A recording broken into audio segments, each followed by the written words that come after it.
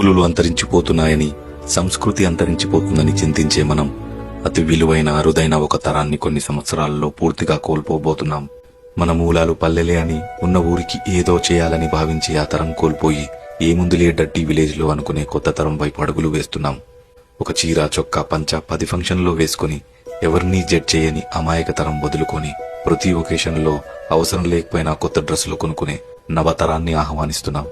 గొడుగులు బిందెలు ఆఖరికి చెప్పులు పాడైనా బాగు చేసుకునే తత్వం తెలిసిన తరాన్ని వెళ్లిపోయి ఒక్కసారి నొక్కి పని చేయకపోతే కొత్తది కొనుక్కునే బలుపు తరాన్ని రమ్మంటున్నాం. లావైనప్పుడు కుట్టు విప్పి, సన్నబడ్డప్పుడు కుట్టు వేసి బట్టలు వాడే తరం నుంచి మంచుకున్న బట్టల్ని ఎక్కడెక్కడో చించుకునే వింత తరంలోకి వచ్చేస్తున్నాం.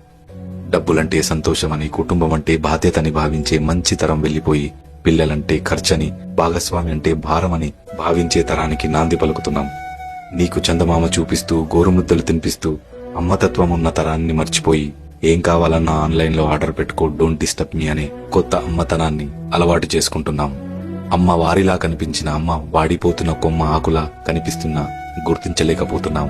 నలుదిక్కులు శాసించిన నాన్న ఒక మూల కూర్చొని దిక్కులు చూస్తున్నాడని గ్రహించలేకపోతున్నాం. వీరు అందించిన విలువలు, వీరు పంచిన ప్రేమలు మరో తరానికి అందిద్దాం. అంతరిస్తున్న తరాన్ని రాబోయే తరంతో జోడిద్దాం. ఇట్లు మీ రాముకాక.